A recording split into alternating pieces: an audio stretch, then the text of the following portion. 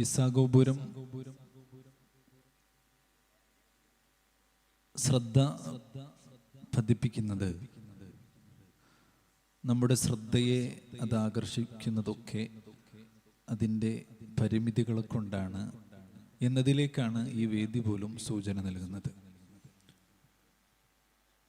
വളരെ വിശാലമായ ആശയത്തിൻ്റെ ഒരു ലോകമാണ് തീർച്ചയായിട്ടും ഈ സർഗോത്സവിൻ്റെ തീമായിട്ട് കടന്നു വന്നിരിക്കുന്നത്. മറ്റൊരിടത്തും കാണാത്ത ഒരു തരത്തിൽ ഈ ഒരു ആശയത്തെ കൃത്യമായിട്ട് രൂപപ്പെടുത്താൻ നമുക്ക് സാധിച്ചു എന്നതാണ് സർഗോത്സവങ്ങളിൽ നിന്ന് ഇതിനെ വിഭിന്നമാക്കുന്നത് എന്നുകൂടെ നമുക്ക് പറയാം. ലോകത്തിലെ ശ്രേഷ്ഠമായ രൂപഭാവങ്ങളെ, ഏറ്റവും കമനീയമായ പൂക്കളെ, ശലഭങ്ങളെ, ചെറുതെങ്കിലും ചേതോഹരമായ കാഴ്ചകളെ ഒക്കെ അത്രത്തോളം മനോഹരമാക്കുന്നത് തീർച്ചയായിട്ടും ചെറുതെന്ന തരത്തിലുള്ള അല്ലെങ്കിൽ വലുതെന്ന തരത്തിലുള്ള ഒരു പരിമിതിയാണ്. ചെറുതാണെങ്കിലും വലുതാണെങ്കിലും പരിമിതിയാണ്.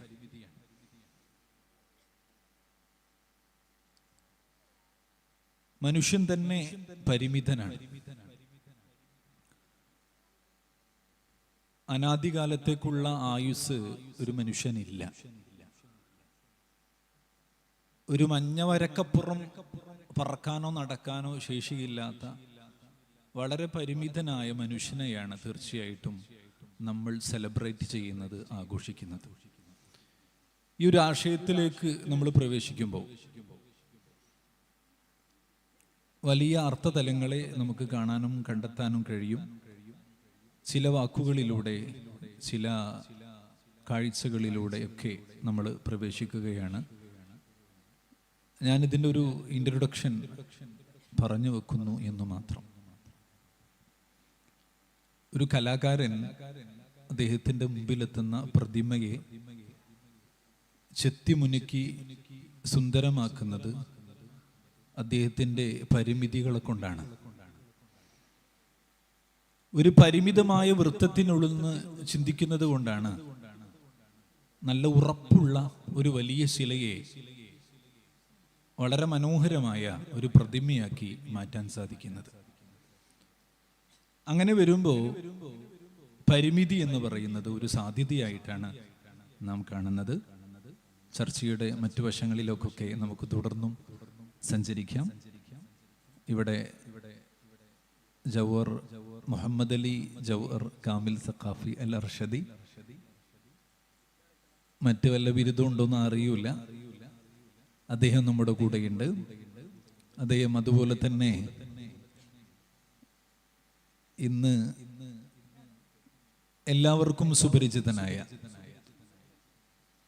ബുഖാരി ദാവ കോളേജിലെ കൺസോളിയത്തിന് വേണ്ടി വിദ്യാർത്ഥികളെ അവസരം ലഭിച്ചപ്പോൾ അദ്ദേഹത്തിൻ്റെ പേര് അനൗൺസ് ചെയ്ത് JP ഉള്ളണം എന്നായിരുന്നു. ഞാൻ പറഞ്ഞു, അദ്ദേഹം ഒരുപാട് കഷ്ടപ്പെട്ട് പഠിച്ചെടുത്ത് അംജദി ബിരുദം സ്വായത്തമാക്കിയ ഒരു വ്യക്തി കൂടെയാണ് എന്ന് ഞാൻ പരാമർശിക്കുകയുണ്ടായി. അപ്പോൾ സോഷ്യൽ മീഡിയയിൽ നിരന്തരം ഇടപെടുന്ന, ഒരുപാട് ഫോളോവേഴ്സുള്ള,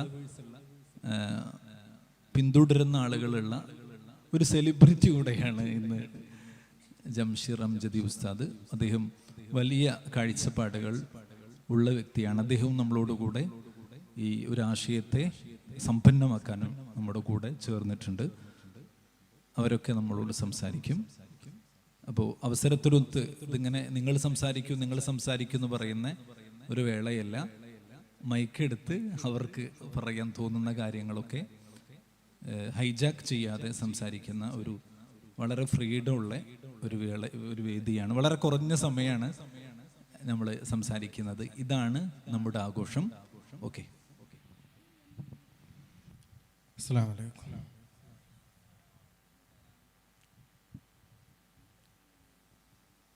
പരിമിതികൾ. നമ്മുടെ പരിമിതി എന്ന വാക്കിൽ തന്നെ പലപ്പോഴും നമുക്കൊരു നെഗറ്റിവിറ്റി ഫീൽ ചെയ്യാറുണ്ട്. അത് നമുക്ക് സാധിക്കാത്തത് കൊണ്ടാണ്, അതല്ലെങ്കിൽ പ്രശ്നങ്ങളാണ്.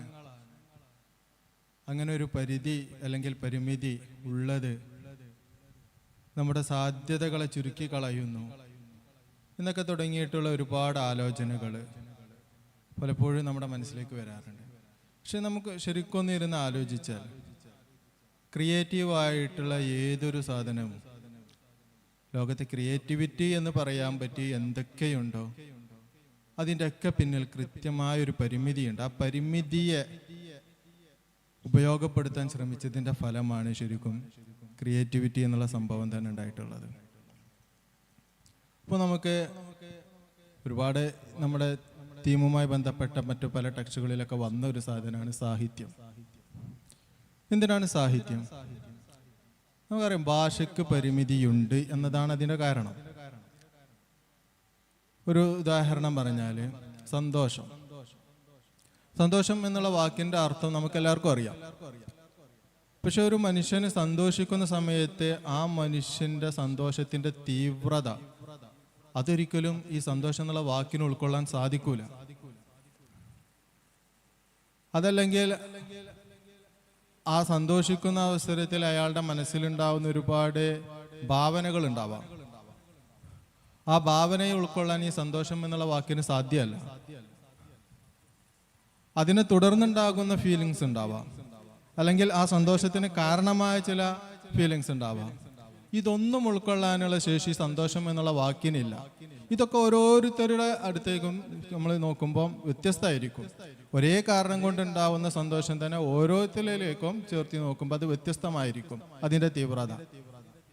പക്ഷെ ആ വ്യത്യാസങ്ങളെയൊക്കെ പ്രത്യേകമായി അവതരിപ്പിക്കാനുള്ള കഴിവ് ഒരിക്കലും സന്തോഷം എന്നുള്ള ഈ വാക്കിനില്ല. ഇത് സന്തോഷത്തിൻ്റെ മാത്രം പ്രശ്നമല്ല, ഏത് വാക്കെടുത്ത് നോക്കിയാലും ഈ പ്രശ്നമുണ്ട്. അപ്പോൾ ആ പരിമിതി നമുക്ക് മറികടക്കണം. അതിനാണ് നമ്മൾ സാഹിത്യത്തെ ഉണ്ടാക്കിയത്. വേദന അല്ലെങ്കിൽ സങ്കടം ഇങ്ങനെയൊക്കെയുള്ള വാക്കുകളെ ഇപ്പോൾ ബാലചന്ദ്രൻ ചുള്ളിക്കാടിൻ്റെ യാത്രാമൊഴി എന്നുള്ളൊരു കവിത അതിൻ്റെ തുടക്കത്തിൽ പറയുന്ന ആദ്യത്തെ 2 വരി നമ്മൾ കട്ട് ചെയ്തിട്ട് പിന്നെ പറയുന്ന ഒരു വാക്കാണ് ഞാൻ യാത്രാമൊഴി ചൊല്ലി പോവാണ്. അപ്പം അമ്മയോട് പറയുന്ന വാക്കാണ് അമ്മേ പിൻവിളി വിളിക്കാതെ, മിഴിനാരുകൊണ്ടെൻ്റെ കഴലു കെട്ടാതെ, പടി പാതി ചാരി തിരിച്ചു പോകാം, കരൾ പാതി ചാരി തിരിച്ചു പോകാം. മിഴിനാരുകൊണ്ട് കഴല് കെട്ടരുത് എന്നാണ് പറഞ്ഞിട്ടുള്ളത്. അമ്മ അങ്ങനെ നോക്കി നിൽക്കുമ്പോൾ എനിക്ക് പോകാൻ കഴിയൂല, എൻ്റെ കാല് കെട്ടിയിടുകയാണ്. അമ്മ നോക്കണ്ട, തിരിച്ചു പോയിക്കോളൂ, വാതിൽ അടച്ചു പോയിക്കോളൂ, പക്ഷെ പാതി അടച്ചാൽ മതി, പടി പാതി ചാരി തിരിച്ചു പോകാം. എന്നെ നീ കാത്തിരിക്കരുത്, മനസ്സിൽ നിന്ന് തന്നെ ഒഴിവാക്കണം. പക്ഷെ അപ്പോഴും പാതി മാത്രം, കരൾ പാതി ചാരി തിരിച്ചു പോകും. ഇതാണ് അവിടെ പറഞ്ഞത്. ഇത് ഇപ്പൊ ഞാനീ പറഞ്ഞതൊന്നും അല്ല, അതിൻ്റെയൊക്കെ എത്രയോ അപ്പുറത്തേക്ക് നമുക്കത് കൊണ്ടുപോകാൻ പറ്റും. ഓരോരുത്തരും അവർ ചിന്തിച്ചു ആലോചിച്ച് നോക്കിയാൽ ഇനി ഒരുപാട് നമുക്ക് വേണമെങ്കിൽ 1 മണിക്കൂറൊക്കെ ഇതിനെക്കുറിച്ച് മാത്രം ഒരാൾക്ക് തന്നെ പറയാം. അത് വേറെ ഒരാൾ എടുത്തു കൊടുത്താൽ ഇയാൾ പറഞ്ഞതല്ലാത്തൊരു സാധനം വേറെ ഒരാൾ ഈ 2 വരി എന്ന് പറയും. കാരണം ആ 2 വരി ക്രിയേറ്റീവായിട്ടുള്ളൊരു സാധനമാണ്. കരളും പടിയും ഒക്കെ നമുക്ക് വാക്കുകളാണെങ്കിൽ പോലും ആ വാക്കുകളുടെ പരിമിതിയെ മറികടന്നതാണ് ഈ 2 വരി. ഇതിപ്പോൾ സാഹിത്യം എന്നുള്ള ഒരൊറ്റ സംഭവമാണ്. ഇനി നമ്മൾ ക്രിയേറ്റീവായിട്ടുള്ള എന്തൊക്കെ നമ്മൾ എടുത്തു നോക്കിയാലും അവിടെയൊക്കെ പരിമിതി എന്നുള്ളൊരു സംഭവം ഉള്ളത് കൊണ്ട് മാത്രമാണ് ആ ക്രിയേറ്റിവിറ്റി ഉണ്ടായിട്ടുള്ളത് എന്ന് നമുക്ക് മനസ്സിലാക്കാൻ പറ്റും. പക്ഷെ അത് ബാക്കിയുള്ളതൊക്കെ നമുക്ക് പറയാം. പരിമിതികൾ പറയുമ്പോൾ ബഷീറിൻ്റെ മതിലുകൾ നമുക്ക് മാറ്റി പണിയാൻ കഴിയില്ല. ജയിലെന്ന പരിമിതിയെ അല്ലേ, ജയിലെന്ന പരിമിതിയാണ് ബഷീർ മതിലുകളിലൂടെ ആഘോഷിക്കുന്നത്. പരിമിതപ്പെട്ടു പോയ ഒരുപാട് ജീവിതങ്ങളെ കൃത്യമായിട്ട് ആവിഷ്കരിച്ച ഒരുപാട് അധ്യായങ്ങളുണ്ട്. തീർച്ചയായിട്ടും നമ്മൾ ഒരു പെണ്ണിൻ്റെ പരിമിതി അല്ലെ, പൂവമ്പഴെന്ന് പറയുന്ന കരൂരിൻ്റെ കഥയുണ്ട്. ഈ പരിമിതിയാണ് കൃത്യമായിട്ട് ഒരു ക്യാൻവാസ് നമുക്ക് തരുന്നത് അല്ലേ. ഇപ്പൊ നമ്മൾ ഒരു വിശാലമായൊരു ക്യാൻവാസ് ആണെങ്കിൽ എത്ര നിറം കൊടുത്താലും അതിന് മനോഹാരിത കിട്ടൂല. ഒരു പക്ഷെ നമ്മളതിന് നിശ്ചിതമായ ആണിയൊക്കെ കൊടുത്ത് അടിച്ച് അതിനെ പരിമിതപ്പെടുത്തി വലിച്ചു കെട്ടിയത് കൊണ്ടാണ് നമ്മുടെ ആശയങ്ങളെ അതിലേക്ക് കൃത്യമായിട്ട് ബലിപ്പിക്കാൻ വേണ്ടിയിട്ട് പറ്റുന്നത്. ഈ പരിമിതി എന്ന് പറയുന്ന സാധ്യതയാണ് നമ്മൾ ചർച്ച ചെയ്യുന്നത്. ഇതിപ്പോ കാട് കയറി പോകും, തീർച്ചയാണ്. ഇപ്പോ മനുഷ്യന്റെ പരിമിതിയാണ് അവൻ ആഘോഷിക്കാൻ വേണ്ടി കണ്ടെത്തുന്നത്. ബോൺസായി മരങ്ങൾ ഉണ്ടാകുന്നത് മനുഷ്യന്റെ പരിമിതികളെ തുടർന്നിട്ടാണ്. വലിയ ഫ്ലാറ്റിൽ താമസിക്കുന്ന ഒരാൾക്ക് വനത്തിന്റെ സൗന്ദര്യം ആസ്വദിക്കണമെന്ന് തോന്നിയപ്പോൾ അവന്റെ പരിമിതികൾക്കുള്ളിലേക്ക് ഒരു മരത്തെ കൊണ്ടുവരാനുള്ള ശ്രമത്തെ തുടർന്നാവാം ഈ ബോൺസായി മരങ്ങൾ സൃഷ്ടിക്കപ്പെടുന്നത്. ഹൈക്കു കവിതകൾ ഉണ്ടാവുന്നത് ജപ്പാനിലാണെന്നാണ് പറയപ്പെടുന്നത്. അവർ കുറച്ചും കൂടെ മാനുഷികമായ മൂലധനത്തെ കൃത്യമായിട്ട് പ്രയോഗിക്കുന്ന ആളുകളായതുകൊണ്ട് ആസ്വാദനത്തിന് അവർക്ക് കൂടുതൽ സമയം ലഭിക്കുന്നില്ല. അപ്പോൾ അവരുടെ പരിമിതികൾക്കുള്ളിലേക്ക് കവിതയെ പരിമിതപ്പെടുത്തിയപ്പോഴാണ് ഹൈക്കു എന്ന് പറയുന്ന ഏറ്റവും സവിശേഷമായ കവിത സൃഷ്ടി ഉണ്ടാവുന്നത്. ഇങ്ങനെ നമ്മളിങ്ങനെ അന്വേഷിക്കുകയാണെങ്കിൽ നമ്മുടെ ഈ ഒരു കൃത്യമായ വൃത്തത്തിലേക്ക് എത്ര ആശയങ്ങളെ നമുക്ക് കൊണ്ടുവരാൻ വേണ്ടി പറ്റും എന്നത് ഏറ്റവും ശ്രദ്ധയാണ്. നമ്മളെ ജവഹർ ഹസനി നമ്മളോടുകൂടെ ഇടപെടുന്നുണ്ട്. ഓക്കെ, അസ്സലാമു അലൈക്കും. ഇവിടെ പരിമിതികൾ ആഘോഷിക്കപ്പെടുന്നു എന്ന ശീർഷകം വളരെ വിശാലമായിട്ട് ചർച്ച ചെയ്യപ്പെട്ടുകൊണ്ടിരിക്കുകയാണ്. ഇവിടെ ചർച്ച ചെയ്ത ആളുകൾ അതിൻ്റെ സാഹിത്യ വശങ്ങളിലേക്ക് ഇറങ്ങിച്ചെന്നുകൊണ്ടുള്ള ചർച്ചയാണ് നടത്തിയത്. നമ്മുടെ ജീവിത സാഹചര്യം, നമ്മളൊക്കെ ദാവ സ്റ്റുഡൻസ് ഈ ഒരു പരിമിതികൾക്കുള്ളിൽ നിന്നുകൊണ്ട് ഇങ്ങനെയൊരു സർഗോത്സവ് കെട്ടിപ്പടുത്തു എന്നുള്ളത് നമുക്ക് നമ്മുടെ മതം ചില അതിർവരമ്പുകൾ വെച്ചിട്ടുണ്ട്. ആ അതിർവരമ്പുകൾക്കുള്ളിൽ നിന്നുകൊണ്ട് എങ്ങനെ കലാത്മകമായിട്ട് സർഗാത്മകമായിട്ട് എന്നാൽ നമ്മുടെ മതത്തിൻ്റെ മൂല്യങ്ങൾക്ക് ശോഷണം സംഭവിക്കാതെ നമുക്ക് ആഘോഷിക്കാം എന്നതാണ് ഈ ഒരു സർഗോത്സവിലൂടെ നമ്മൾ ഇവിടെ ആഘോഷിക്കപ്പെടുന്നത്. നമ്മുടെ ഈ ഒരു കോളേജ് പരിസരങ്ങളൊക്കെ അല്ലെങ്കിൽ നമ്മുടെ ഈ വിദ്യാഭ്യാസ സമ്പ്രദായങ്ങൾ നമ്മൾ പരിശോധിക്കുമ്പോൾ നമ്മുടെ കൂട്ടത്തിൽ പല കഴിവുകളും അതല്ലെങ്കിൽ പല ചിന്തകളുമുള്ള ആളുകളുണ്ടാകും. അവരുടെ കഴിവുകളെ പണ്ട് കാലങ്ങളിലൊക്കെ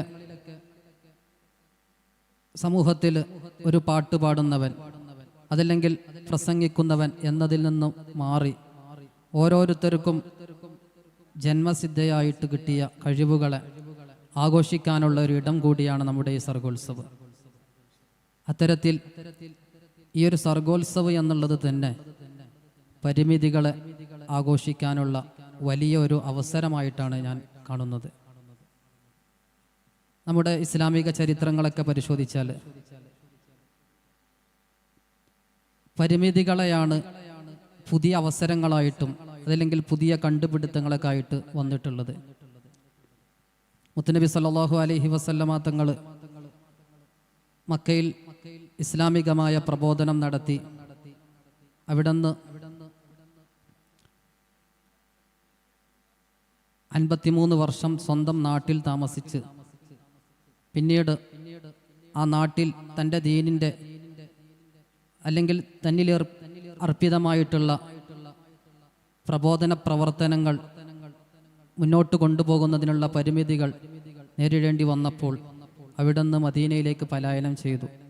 ഇങ്ങനെ ചരിത്രങ്ങളിലേക്ക് നമ്മൾ പരിശോധിക്കുമ്പോൾ പരിമിതികൾക്ക് അപ്പുറത്ത് വലിയ അവസരങ്ങൾ കണ്ടെത്തുമ്പോഴാണ് അതൊരു ആഘോഷമായി അതല്ലെങ്കിൽ മനുഷ്യൻ്റെ സന്തോഷങ്ങളിലേക്ക് എത്തിച്ചേരുന്നത് എന്നാണ് നമുക്ക് വിലയിരുത്താൻ കഴിയുന്നത്.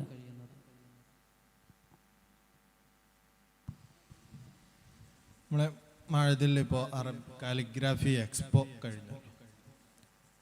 ഈ കാലിഗ്രാഫി എന്നുള്ളത് ലോകത്തെ ഒരുവിധം എല്ലാ ഭാഷയിലും ഉണ്ട്. മനോഹരമായ ലിപിയിൽ ആ ഭാഷ എഴുതുക എന്നുള്ളൊരു സംഭവം ലോകത്തെ ഏകദേശം എല്ലാ ഭാഷയിലും ഉണ്ട്. മലയാളം അടക്കമുള്ള എല്ലാ ഭാഷയിലും ഉണ്ട്. പക്ഷേ അത് ഏറ്റവും മനോഹരമായി വികസിച്ചിട്ടുള്ളത് അറബിയിലാണ്. മറ്റൊരു ഭാഷയിലും അറബിയെപ്പോലെ മനോഹരമായ കാലിഗ്രാഫി ലിപികൾ വന്നിട്ടില്ല.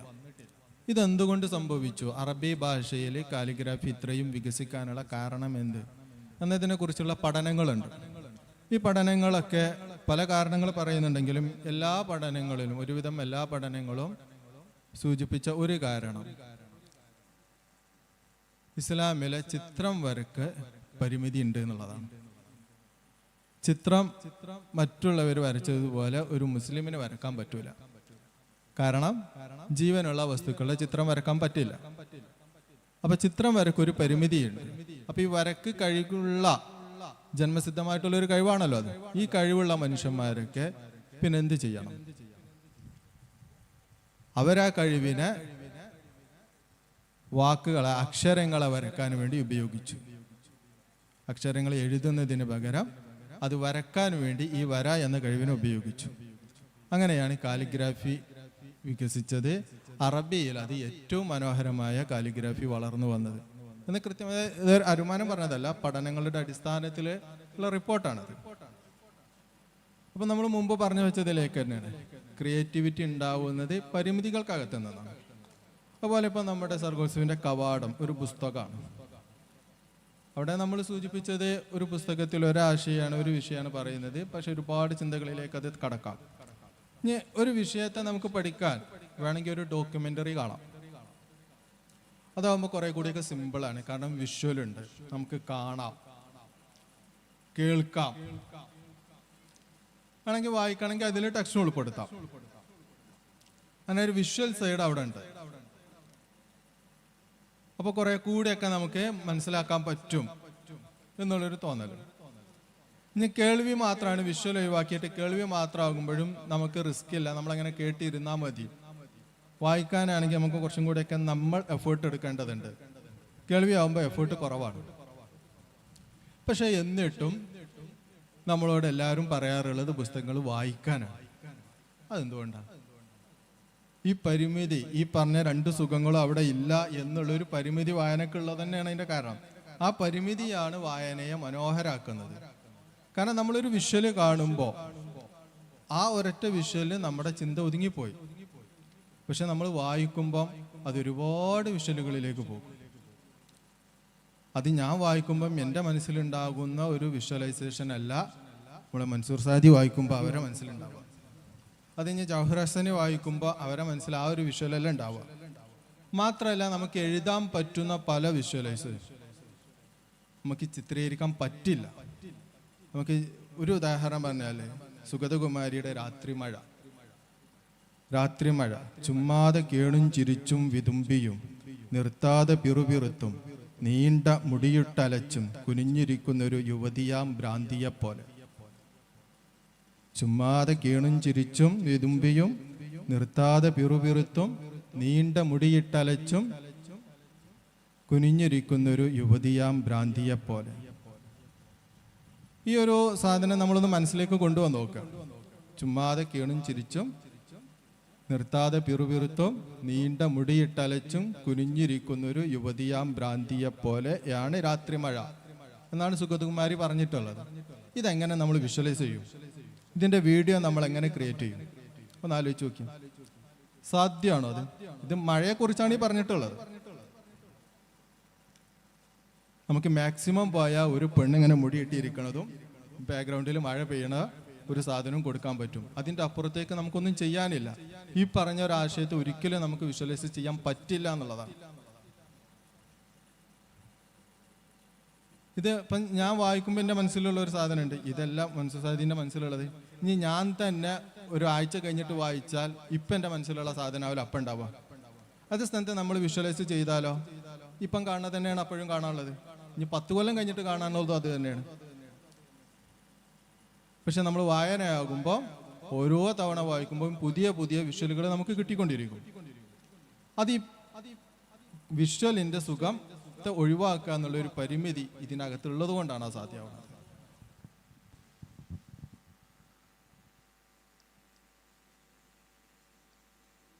ഫിൻലാൻഡ് നമ്മൾ ചർച്ച ചെയ്ത ഒരു പ്രദേശമാണ്. ഹാപ്പി സ്കെയിൽ ഏറ്റവും കൂടുതലുള്ള ഒരു അൺലിമിറ്റഡ് ഹാപ്പി കിട്ടുന്ന സ്ഥലമാണ് ഫിൻലാൻഡ്. അവിടെയാണ് ഏറ്റവും കൂടുതൽ ആത്മഹത്യ നടക്കുന്നത്.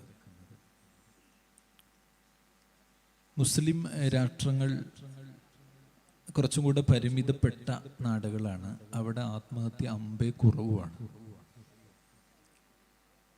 നമ്മളെ ജീവിക്കാൻ പ്രേരിപ്പിക്കുന്നത് പോലും പരിമിതികളാണ്.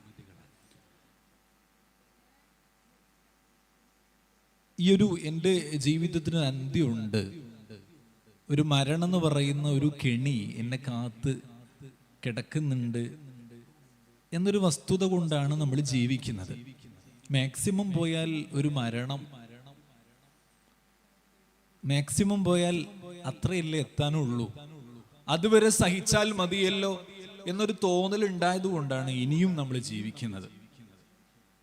അപ്പൊ നാളെയും ജീവിക്കാനുള്ള ഒരു ക്യാപിറ്റലാണ് നമ്മെ സംബന്ധിച്ച് ലിമിറ്റേഷൻ. അപ്പോ ഇത്തരത്തില് ഇപ്പൊ ഒരു മരം അത് ഒരു വലിയ വൃക്ഷമാവുന്നത്, അതിൻ്റെ മുകളിലേക്ക് അത് വളരുന്നത് അതിൻ്റെ പരിമിതികൾ കൊണ്ടാണ്. ഈ പരിമിതികളെയാണ് നമ്മൾ എല്ലായിടത്തും കാണുന്നത്. ഇപ്പോൾ ലിറ്ററേച്ചർ എമ്പാടും നമ്മൾ പരിശോധിക്കുകയാണെങ്കിൽ ഇരുട്ടിൻ്റെ ആത്മാവ് നമ്മൾ വായിക്കുമ്പോൾ ആ ഇരുട്ടിൻ്റെ ആത്മാവ് അത്ര കമനീയമാകുന്നത് ഒരു ഭ്രാന്തന്റെ പരിമിതിയാണ് അവിടെ നമ്മൾ കാണുന്നത്. ഒരു ഭ്രാന്തൻ വീട്ടിലേക്ക് അല്ലേ തൻ്റെ കാമുകിയെ തേടിയിട്ട് ചെങ്ങല പൊട്ടിച്ചോടുമ്പോൾ അവസാനം അവള് വീടിൻ്റെ ഉള്ളിലേക്ക് പേടിച്ചരണ്ട് ഓടിപ്പോകുന്നുണ്ട് ഭ്രാന്തൻ എന്ന് വിളിച്ചുകൊണ്ട്. ഈ ഭ്രാന്തൻ എന്ന് പറയുന്ന ആ വാക്ക് കേട്ടപ്പോഴാണ് ഇദ്ദേഹം വീട്ടിലേക്ക് തിരിച്ചു വന്നുകൊണ്ട് ചെങ്ങലയിൽ ബന്ധിപ്പിക്കാൻ വേണ്ടി പറയുന്നത്. തീർച്ചയായിട്ടും നമ്മളെ അസ്വസ്ഥമാക്കുന്നത്, നമ്മളെ സന്തോഷിപ്പിക്കുന്നത്, നമ്മളെ ഇനിയും ജീവിക്കാൻ പ്രേരിപ്പിക്കുന്നതൊക്കെ പരിമിതികളാണ്. ഒരു മനുഷ്യനെ ആത്മഹത്യ ചെയ്യാൻ വേണ്ടി പ്രേരിപ്പിക്കുന്നതും പരിമിതിയാണ്. നിങ്ങൾ ആലോചിച്ച് നോക്കൂ, പരിമിതിയുടെ ഒരു സാധ്യത എത്ര വലിയൊരു ക്യാൻവാസാണ് ഈ പരിമിതി എന്ന് പറയുന്നത്. ജീവിക്കാൻ പ്രേരിപ്പിക്കുന്നതും ജീവിക്കാൻ പ്രേരിപ്പിക്കുന്നത് പരിമിതി, മരിക്കാൻ പ്രേരിപ്പിക്കുന്നത് പരിമിതി. അപ്പൊ ഈ പരിമിതി എന്ന് പറയുന്ന ആശയത്തെ നമ്മൾ എടുക്കുകയാണെങ്കിൽ ഏത് കാര്യത്തെയും നമുക്ക് കൊണ്ടുവരാൻ പറ്റുന്ന ഒരു വലിയ ഇടമാണ് ഈ പരിമിതി എന്ന് പറയുന്നത്. ഒരു പരിമിതിയില്ലാത്ത ആശയത്തെ നമുക്ക് തരുന്നുണ്ട് അല്ലെ. ഒരു അപരിമിതമായ ആശയത്തെ തരുന്ന ഒരു പദമാണ് പരിമിതി വരുന്നത്. നമ്മളെ എത്രത്തോളം വിശാലമായിട്ട് നമ്മളെ ആലോചനകളെ, നമ്മളെ ഈ മനസ്സെന്ന് പറയുന്ന വളരെ ചെറിയ പരിമിതമായ ഒരു മണ്ഡലത്തിൽ നിന്ന് നമുക്ക് ഈ പരിമിതികളൊക്കെ കൊണ്ടാണ് നമ്മൾ കവിത എഴുതുന്നത്. പരിമിതി ഉണ്ടായതുകൊണ്ടാണ് നമ്മൾ കഥ എഴുതുന്നത്.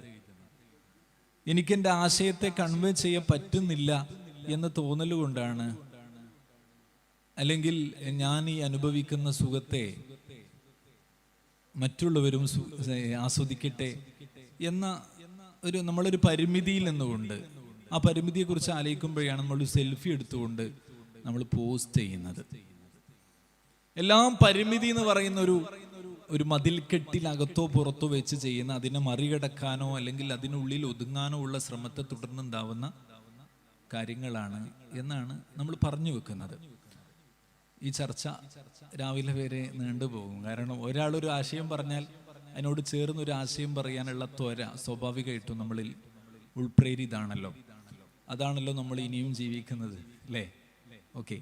അപ്പോൾ ജംഷീർ അംജദി കുറച്ചും കൂടെ ഫിലോസഫിക്കലായിട്ട് ഒക്കെ ഇതിനെ സമീപിച്ചുകൊണ്ടിരിക്കുകയാണ്.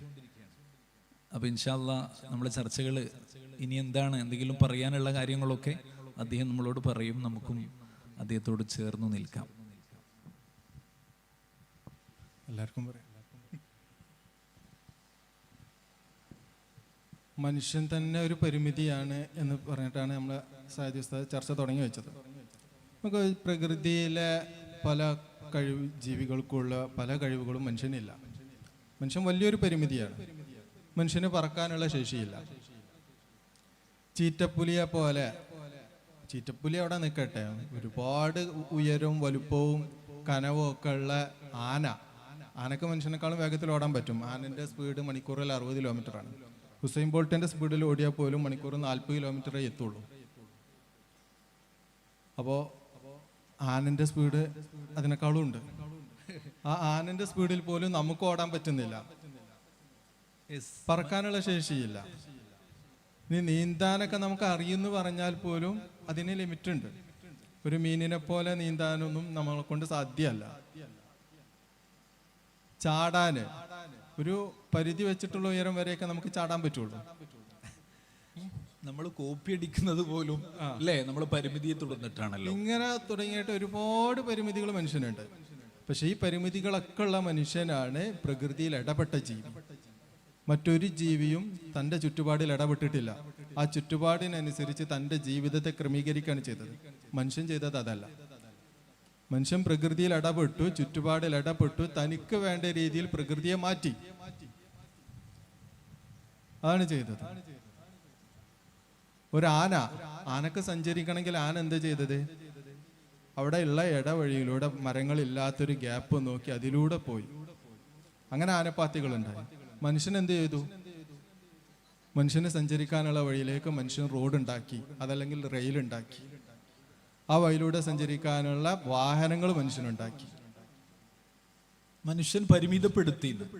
നമ്മുടെ പരിമിതിക്കനുസരിച്ച് ഈ ലോകത്തെ മനുഷ്യൻ പരിമിതപ്പെടുത്തി എന്ന തരത്തിലേക്ക് കൂടെ അതിനെ അല്ലേ ഒന്ന് റിട്ടേൺ ചെയ്ത് യു-ടേൺ അടിച്ചൊക്കെ വരികയാണെങ്കിൽ, നമ്മുടെ പരിമിതികൾക്കനുസരിച്ച് ഈ ജീവികളെയും ഈ ഭൂമികൾക്ക് പരിമിതപ്പെടുത്തുകയാണ് ആക്ച്വലി മനുഷ്യൻ ചെയ്തത് എന്ന് പറയേണ്ടി വരും. അപ്പോൾ നമ്മൾ എഐയെ കുറിച്ച് പറയുകയാണെങ്കിൽ പോലും ഒരു പരിമിതപ്പെടുത്തലാണത് എന്ന് നമുക്ക് ചിന്തിച്ചാൽ ഇപ്പോൾ ആ തരത്തിലേക്ക് ആലോചനകളെ കൊണ്ടുപോവുകയും അത്തരത്തിലേക്ക് ഈ ഒരു ചർച്ചയെ വൈൻഡപ്പ് ചെയ്യാനൊക്കെ പറ്റും. നമ്മളൊരു പരിമിതി, നമ്മൾ ഭയങ്കര റിസോഴ്സ് ഉള്ള സാധനങ്ങളായതുകൊണ്ടാണല്ലോ. ഇപ്പോൾ ഒരു ഉമ്മ, ആ ഉമ്മയെ നോക്കാൻ മക്കളില്ലാതായപ്പോൾ പേരക്കുട്ടി ഒരു റോബോട്ടിന് ഉണ്ടാക്കി കൊടുത്തു. മുടി ചീകി കൊടുക്കാനും ഭക്ഷണം വെച്ച് വിളമ്പി കൊടുക്കാനൊക്കെ അല്ലേ. അപ്പോൾ സത്യം പറഞ്ഞാൽ എന്താ ഉണ്ടായതെന്ന് വെച്ചാൽ, നമ്മുടെ പരിമിതികൾക്കനുസരിച്ച് ആ ഉമ്മയെ പരിമിതിപ്പെടുത്തി, അല്ലെങ്കിൽ റോബോട്ടിനെ വെച്ച് ആ ഉമ്മയുടെ ആവശ്യങ്ങളെയും പരിമിതപ്പെടുത്തുകയാണ് ആക്ച്വലി ചെയ്തിട്ടുള്ളത്. അല്ലാതെ പരിമിതികൾക്ക് അപ്പുറം പോകാനുള്ള ശ്രമമല്ലേ ആക്ച്വലി നടക്കുന്നത്. ഈ പരിമിതികൾക്ക് ഒപ്പിച്ച് നമ്മളും അല്ലെങ്കിൽ നമ്മുടെ ചുറ്റുപാടിനെയും പരിമിതപ്പെടുത്താനുള്ള ശ്രമമല്ലേ ആക്ച്വലി നമ്മൾ നടത്തുന്നത് എന്നൊരു ആലോചനയാണ്. ചിലപ്പോൾ നമുക്ക് അങ്ങനെ ഒരു സാധ്യത ഉണ്ട് അല്ലേ. വൈൻഡപ്പ് ചെയ്യാം. നമ്മുടെ ഈ ദാവ കോളേജ് എന്ന സിസ്റ്റം 7 വർഷത്തെ സിസ്റ്റമാണ്. ആ ഒരു പരിമിതിയിൽ നമ്മൾ ഒരുപാട് നേടിയെടുക്കുന്നുണ്ട്. നമ്മുടെ ഈ ഒരു ദാവ കോളേജിൻ്റെ സിസ്റ്റത്തിൻ്റെ തുടക്കം അഹ്ലു സുഫ, അവിടുത്തെ പരിമിതികൾ നമ്മൾ പരിശോധിച്ചാൽ വലിയ പരിമിതിയായിരുന്നു. നമുക്കറിയാം, മുത്തനബി സല്ലല്ലാഹു അലൈഹി വസല്ലമ തങ്ങളുടെ അവിടുത്തെ അധരങ്ങളിൽ നിന്നും വരുന്ന വാക്കുകൾ ശ്രദ്ധിക്കാനും അത് പഠിക്കാൻ വേണ്ടിയിട്ട് അവിടെ കുറച്ച് ആളുകളാണ് ഉള്ള പരിമിതികളൊക്കെ ഉപയോഗപ്പെടുത്തി അവിടെ ഒരുമിച്ച് കൂടിയത്. അതിൽ തന്നെ ബഹുമാനപ്പെട്ട അബൂ ഹുറൈറ റളിയല്ലാഹു അൻഹു ഹിജ്റ 7-ാം വർഷമാണ് അദ്ദേഹം ഇസ്ലാമിലേക്ക് വരുന്നത്. മുത്തുനബി സല്ലല്ലാഹു അലൈഹി വസല്ലമ തങ്ങൾ ഹിജറ 11 വഫാത്തായി. ആ 4 വർഷം ആണ് മുത്തുനബി സല്ലല്ലാഹു അലൈഹി വസല്ലമ തങ്ങളിൽ നിന്ന് ഹദീസ് പഠിച്ചത്. അവിടെ ഒരു നിലക്കുള്ള സൗകര്യങ്ങളില്ല, എല്ലാ നിലക്കും പരിമിതമാണ്. ഒരു ചരിത്രം പറയുന്നുണ്ട്, ഒരിക്കൽ രാത്രി സമയത്ത് 70ഓളം ആളുകൾ അവിടെ ഭക്ഷണം കിട്ടിയിട്ടില്ല. അങ്ങനെ രാത്രിയാകുന്ന സമയത്ത് മുത്തുനബി സല്ലല്ലാഹു അലൈഹി വസല്ലമ തങ്ങൾ അവിടെ വന്ന് ഒരു പാലിൻ്റെ പാത്രം കൊടുത്തിട്ട് അബൂ ഹുറൈറ റളിയല്ലാഹുവിനോട് പറയുകയാണ്, ഇത് എല്ലാവർക്കും എത്തിച്ചു കൊടുക്കണമെന്ന്. അപ്പോൾ അബൂ ഹുറൈറ റളിയല്ലാഹുവിനെ സംബന്ധിച്ചിടത്തോളം ആ പാല് ഉള്ളു കുടിക്കാനുള്ള ഒരു ത്വര അവിടെ ഉണ്ട്. എന്നിട്ടും എല്ലാവർക്കും അവിടെ കൊടുത്ത് എല്ലാവർക്കും തികഞ്ഞു. അത് ഒരു മുഅ്ജിസത്തിൻ്റെ ഭാഗമായിട്ട് ഞാൻ പറഞ്ഞു വന്നത്, അവിടെ ഒരു അത്രയും വലിയ പരിമിതികളായിരുന്നു. നേരത്തിന് ഭക്ഷണമല്ല, വേണ്ട കാര്യങ്ങളൊന്നുമില്ല. എന്നിട്ടും അവിടെ നിന്ന് അബൂ ഹുറൈറ റളിയല്ലാഹുവിനെ പഠിച്ച് 4 വർഷം പഠിച്ച് ലോകത്ത് ഏറ്റവും കൂടുതൽ ഹദീസ് റിപ്പോർട്ട് ചെയ്ത, ഇന്നും നമ്മൾ ഓർക്കുന്ന ഒരു വലിയ പണ്ഡിതനായി. ഞാൻ പറഞ്ഞു വരുന്നത്, അങ്ങനെയുള്ളൊരു പരിമിതമായ ഒരു സൗകര്യങ്ങളാണ് 7 വർഷം നമുക്ക് കിട്ടുന്നത്. ആ സൗകര്യങ്ങളിൽ നിന്നും നമ്മൾ പരിമിതികളിൽ തുടക്കത്തിൽ ഇവിടെ ചർച്ചയിൽ പറഞ്ഞു, അതൊരു നെഗറ്റീവ് എന്നുള്ളതിൽ നിന്നും മാറി അത് നമ്മുടെ വികസനത്തിനുള്ള ഒരു വലിയ കവാടമായിട്ട് നമ്മൾ കണ്ടു കഴിഞ്ഞാൽ നമുക്ക് വലിയ ഉന്നതിയിൽ എത്തിച്ചേരാൻ സാധിക്കും എന്ന് മാത്രം ഓർമ്മപ്പെടുത്തുകയാണ്. ഇനി നമുക്കിങ്ങനെ ഒരുപാട് നീട്ടിക്കൊണ്ടാവാം. തൽക്കാലം നമ്മൾ നിർത്താമെന്ന് തോന്നുന്നു.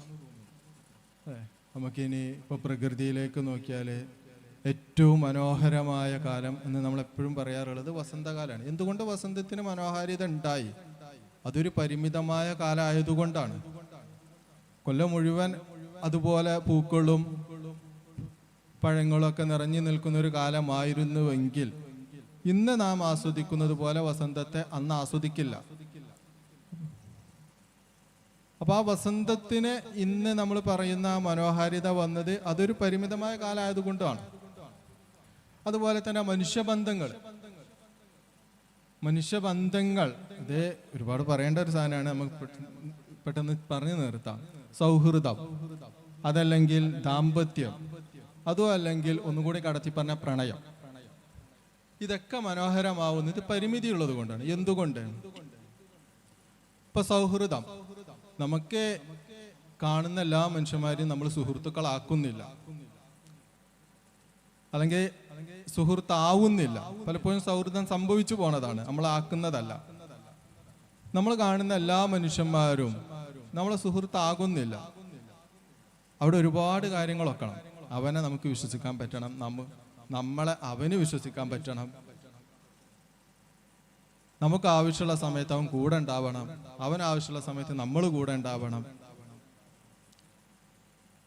നമ്മുടെ രണ്ടുപേരുടെയും ചിന്തകളൊക്കണം. ഇങ്ങനെയൊക്കെ ഒരുപാട് സംഗതികൾ ഉണ്ടാകുമ്പോൾ മാത്രം സംഭവിക്കുന്ന ഒന്നാണ് സൗഹൃദം. അതുകൊണ്ടാണ് നമ്മൾ കാണുന്ന എല്ലാ മനുഷ്യന്മാരും നമ്മളെ സുഹൃത്തുക്കളല്ലാത്തത്. അങ്ങനെ ഉള്ളത് കൊണ്ടാണ് ഇവൻ എൻ്റെ സുഹൃത്താണ്, അല്ലെങ്കിൽ ഇവൻ എൻ്റെ ബെസ്റ്റ് ഫ്രണ്ടാണ് എന്ന് പറയുന്ന ആ ഒരു പ്രയോഗത്തിന് ഒരു മധുരമുള്ളതാണ്.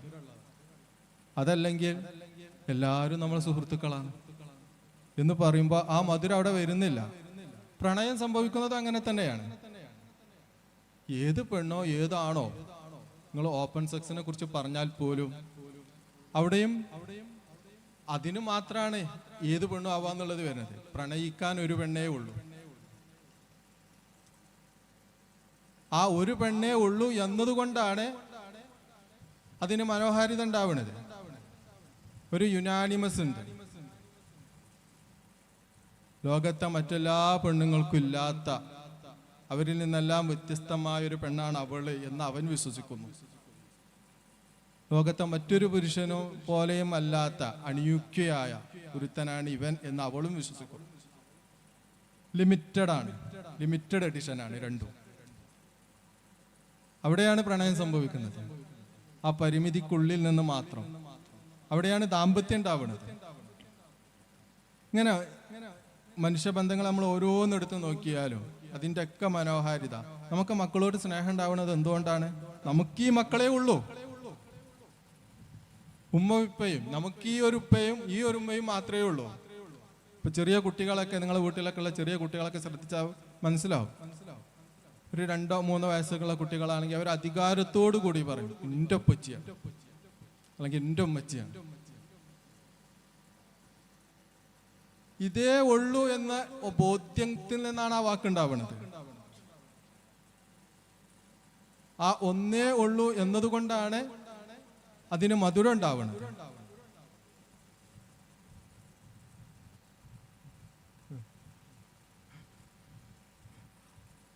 ജോഹർസ്ഥാൻ ഒരേ ഒരു ഭാര്യയേ ഉള്ളൂ, അങ്ങോട്ട് പോകണം എന്നാണ് പറയുന്നത്. അതുകൊണ്ട് നമ്മൾ നിർത്തുകയാണ്. അപ്പൊ പരിമിതികളെ വലിയൊരു പ്രശ്നമാണ് ഈ പരിമിതി എന്ന് പറയുന്നത്. അതുകൊണ്ട് നമുക്ക് പരിമിതമായ സമയങ്ങളാണുള്ളത്. അപ്പോൾ പരിമിതമായൊരു കവറിൽ പരിമിതമായ കുറച്ച് സാധനങ്ങൾ വാങ്ങാനുണ്ടായതുകൊണ്ട് പരിമിതമായ സമയത്തിൻ്റെ ഉള്ളിൽ പരിമിതമായ സ്ഥലത്തേക്ക് പോവേണ്ടതുണ്ട്. ഓക്കെ, അപ്പോൾ ഇൻഷാ അല്ലാ ഇത് വൈൻഡപ്പ് ചെയ്തോട്ടെ, ഇതൊരു വഖഫിലേക്ക് എത്തിക്കണല്ലോ. അപ്പൊ ഇത്രയും മനോഹരമായ ഈ പരിമിതിയെ നമ്മൾ ഏതായാലും പരിമിതിക്കുള്ളിൽ ഒതുങ്ങാൻ തൽക്കാലം തയ്യാറല്ല എന്ന് നമ്മൾ ഏതായാലും തീരുമാനിച്ചിട്ടുണ്ട്. അത് ഏതായാലും ശരിയല്ല, അത് നെഗറ്റീവ് അല്ല. കാരണം ഒരുപാട് പോസിറ്റിവിറ്റി ഉള്ള ഒരു സാധനമാണ് പരിമിതി. പരിമിതി മറികടക്കാനും ശ്രമിക്കരുത്. പരിമിതിക്കുള്ളിൽ നിന്ന് നമ്മൾ വളരാനാണ് ശ്രമിക്കേണ്ടത്. പരിമിതി മറികടക്കാൻ ശ്രമിച്ചു. ഇപ്പൊ മനുഷ്യന്റെ സുഖത്തിന് പരിമിതിയുണ്ട്. ആ പരിമിതി മറികടക്കാനുള്ള ശ്രമമായിരുന്നു മയക്കുമരുന്ന്. മനുഷ്യന് സുഖം ഉണ്ടാവുമ്പോൾ ആത്യന്തികമായി സംഭവിക്കുന്നത്, ശാസ്ത്രീയമായിട്ട് നമ്മൾ സുഖത്തെ നിർവചിച്ചാൽ മനുഷ്യന്റെ ശരീര ഡോപ്പമിൻ ഹോർമോൺ ഉണ്ടാകുക എന്നുള്ളതാണ് ഇപ്പൊ ശാസ്ത്രീയമായി മനുഷ്യന്റെ സുഖം. മയക്കുമരുന്ന് ഉപയോഗിക്കുമ്പം ഈ ഡോപ്പമിന്റെ പ്രൊഡക്ഷൻ കൂടും എന്നുള്ളതാണ്.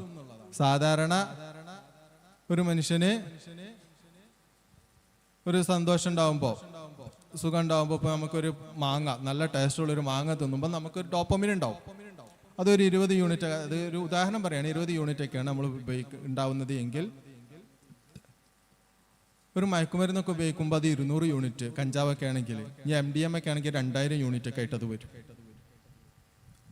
അപ്പൊ സുഖം എന്നുള്ള ആ ലിമിറ്റിനെ പൊളിക്കാൻ ശ്രമിച്ചപ്പോൾ ഉണ്ടായ ഒരു എഫക്റ്റാണ്. അതിന്റെ ബാക്കി പത്രം എന്താണെന്ന് നമുക്ക് പറയേണ്ട ആവശ്യമില്ലല്ലോ. അപ്പൊ പരിമിതി മറികടക്കാൻ ശ്രമിക്കുമ്പോൾ അതാണ് സംഭവിക്കുക. മറ്റൊന്ന്, ഇപ്പം നമ്മൾ മതത്തിനകത്തെ പരിമിതി, ഇതും നമ്മൾ പറഞ്ഞു വെക്കേണ്ടത്, ഈ പരിമിതികളെല്ലാം നിർണയിച്ച പടച്ചോനാണ് മതത്തിന്റെ പരിമിതിയെ നിർണയിച്ചത്. വസന്തം ഈ ഒരു ലിമിറ്റഡ് എഡിഷനിൽ മതി, മനുഷ്യന് ഇത്രയൊക്കെ കഴിവുകൾ മതി, പറക്കാനുള്ള കഴിവ് മനുഷ്യന് വേണ്ട.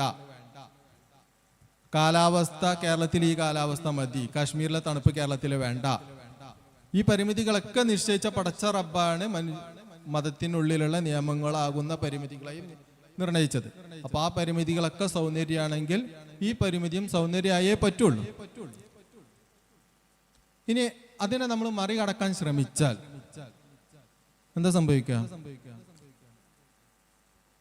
നമ്മൾ അള്ളാഹു എന്നുള്ള അടിമത്ത ബോധത്തിൽ, അള്ളാഹുവിന്റെ അടിമയാണെന്നുള്ള ബോധത്തിൽ നിന്ന് വിട്ടുമാറും. എന്നിട്ടോ നമ്മൾ ഒരാളെ കീഴിൽ ജോലി ചെയ്യും. അപ്പൊ നമ്മുടെ ഒരു മുതലാളി ഉണ്ടാവും, അല്ലെങ്കിൽ മാനേജർ ഉണ്ടാവും. നമ്മൾ അയാളെ കീഴിലായി. ഇനി നമ്മൾ മാനേജർ ആയാലോ, അപ്പൊ ഓണറെ കീഴിലായി. ഇനി നമ്മൾ ഓണർ ആയാലോ, അപ്പം അവിടെ അധികാരികളുണ്ട്, അവര് പറയുന്ന നിയമങ്ങളെ പാലിച്ച് ചട്ടങ്ങളെ പാലിച്ച് പോകണം.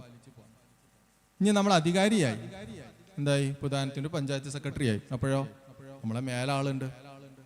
ഇനി ചീഫ് സെക്രട്ടറി ആയാലും അതിന്റെ മേലെ ചീഫ് മിനിസ്റ്റർ ഉണ്ട്, അതിന്റെ അപ്പുറത്ത് ക്യാബിനറ്റ് സെക്രട്ടറി ഉണ്ട്. എപ്പോഴും നമ്മൾ എത്രയൊക്കെ പൊന്തിയാലും നമ്മളെ മേലെ ഒരുപാട് ആളുണ്ടാവും. നമ്മൾ ആ ചെയ്യുന്ന സ്റ്റെപ്പിൽ കുറച്ചും കൂടി ഒക്കെ മേലേക്ക് കയറുന്നേ ഉള്ളൂ. അപ്പോഴും നമ്മൾ ഈ അടിമത്തത്തിൽ നിന്ന് മോചിതനാവുന്നില്ല. ഒരുപാട് ആളുകളുടെ താഴെയുള്ള ഒരു അടിമ മാത്രമാണ് നമ്മൾ. അതിനേക്കാളൊക്കെ സുഖം അള്ളാന്റെ അടിമയാവുന്നതാണ്. അപ്പൊ ഇവരാരും നമ്മളെ യജമാനന്മാരല്ല.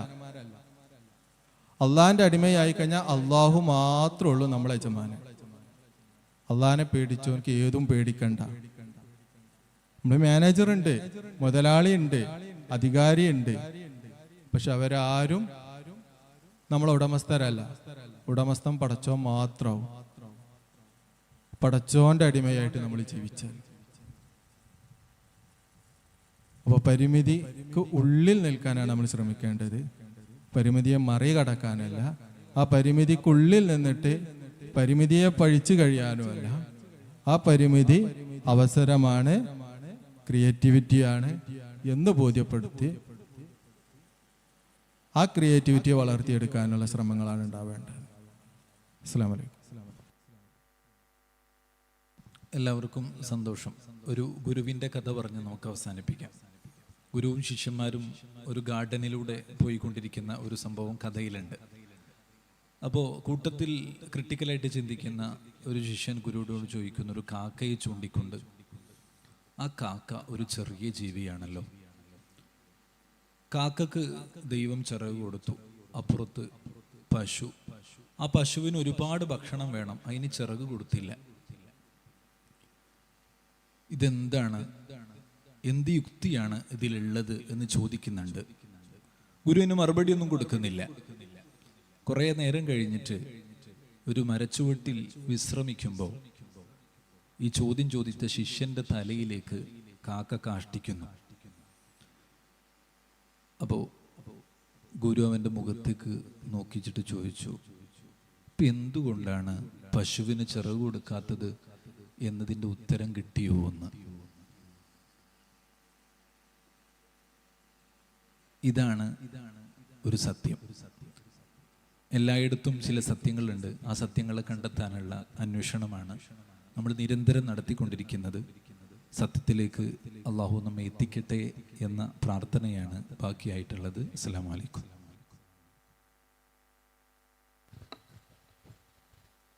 പരിമിതി